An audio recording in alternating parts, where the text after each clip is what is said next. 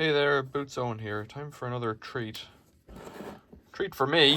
I bought this today. It was about 13 or 14 quid. It is a little screwdriver, 3.7 or probably 4 volts. Let's see what it says on the thing there, if we can focus.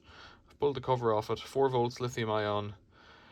It's, I imagine there's one 18650 battery in it. There might be two. Ooh, how would you get it apart? It's got two halves. No, I can't see that coming apart easily. I can't feel anything under that sticker. Right, it's got a selection of bits. I'm going to go with Posi 2. Shorter bits, Torxes. The box is easily 3 inches thick. It doesn't need to be any thicker than this. I don't know why they've done that, because all they have is this manual in the bottom, which doesn't tell you very much, but I had a look at it, and if you plug it in, the light, there's a charge indicator there, it'll be green if the battery is over 30% charged. It doesn't have a full indicator for fully charged. There you go. So I've got some screws here. Let's start with the biggest. That's about a 50 mil screw. So there's no lock, that just puts in. It's off at the moment. Oh no, I've pushed it and it's gone green. Weird. So put it to there. Yeah, it must have been on, I thought. So that makes it go, but also pressure makes it go. So it's on the smallest screw setting now. So let's zoom out and you can see the rest of the bench, or a bit of it anyways. It's slip torque setting is slipping on the smallest screw there. So I'll put up to max, see what that does.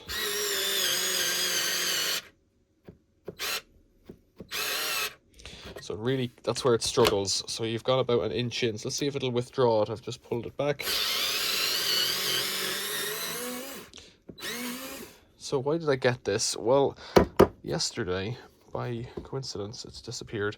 I was working on a multimeter and taking it apart and putting it back together again. And the multimeter had lots of little screws, and I thought this would be a handy thing to have, and it was for sale today.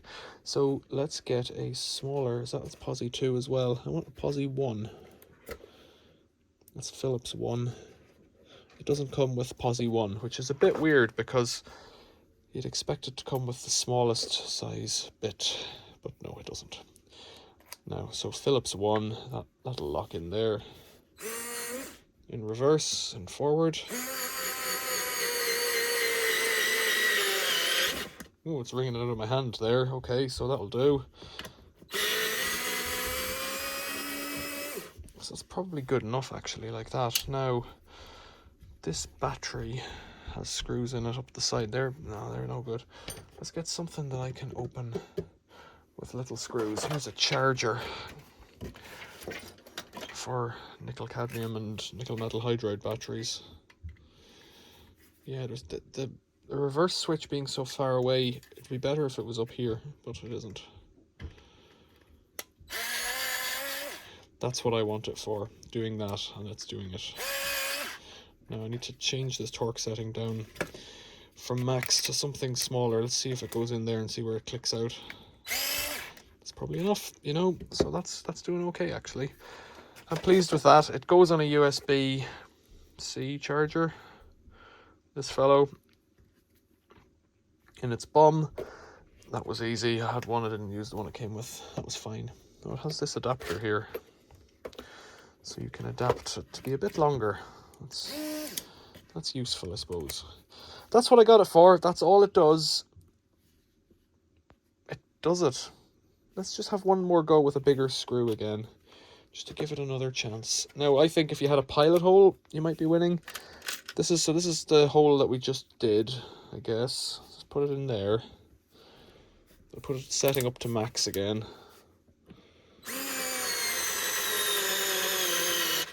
Yeah, the indicator stays green.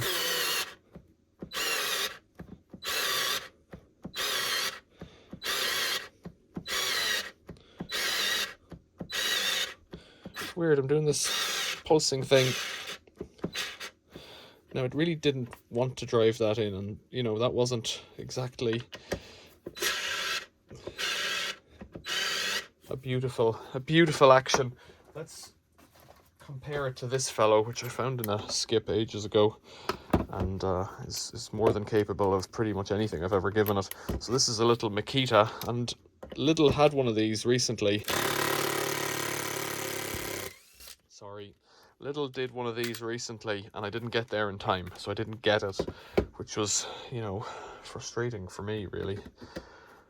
This one should drive the 70mm screw in without a bother. They're only 70 by 5s. What's this one? That one wouldn't go in, so let's just rattle this one in and see. Is that the one I just took out? I don't want to go any further because it'll go through the workbench. So yeah, that's what you're up against. I don't know what the model number this is. And what I would actually like is something this size with a trigger here. The pump action I don't really care about. I'd be quite happy with a button to make it go.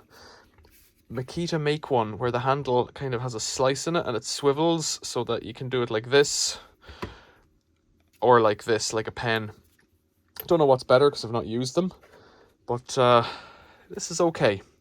For 14 quid, that's pretty good. The battery is only a few volts. You know, this is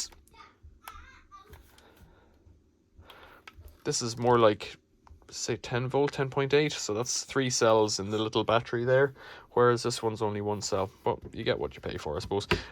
When the other one comes back into Little, I'll be back there and I'll try and get it.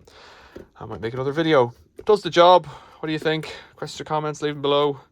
Would I recommend it? It depends on what you're using it for. I want it for light electronics, things like taking little things apart, maybe bigger things, but it doesn't have that impact setting and it's not very fast.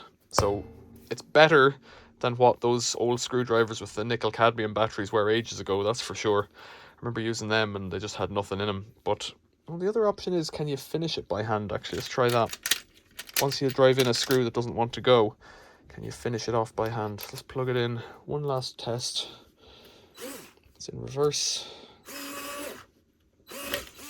Doesn't want this screw to go in. Let's try this. Okay. That's very strange.